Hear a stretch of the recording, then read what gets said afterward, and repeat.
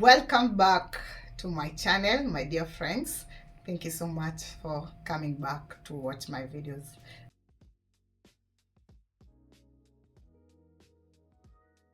Now, I told you we're going to learn we are going to learn a lot about probiotics. I'm going to explain to you how you get to benefit from the pickled fruits. What can you pickle?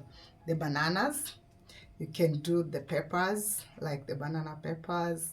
You can do the cucumbers. This is the banana pickles. You can see I've fermented this for 3 days. And what I did is I made a brine of warm water.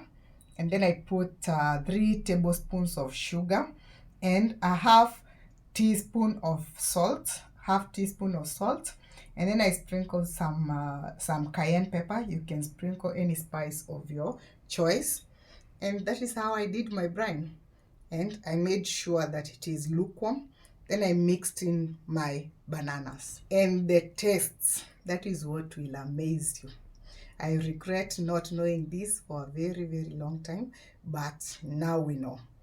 And I know once you start making these pickles in your home, you will like it. As you can see, the water is a bit thick because the bacteria started feeding and the brine level was up to here. As it ferments, the bananas absorb some brine.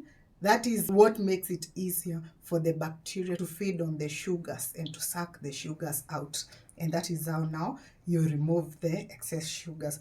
This is not good for people who are diabetic because it has some sugars. Even if the bacteria are going to feed on the sugars, the bananas will still have some sugars. But what you can benefit from, like the normal people who are not diabetic, is the brine. The brine has bacteria and the yeast. And the taste is what will amaze you. It's a very, very lovely taste.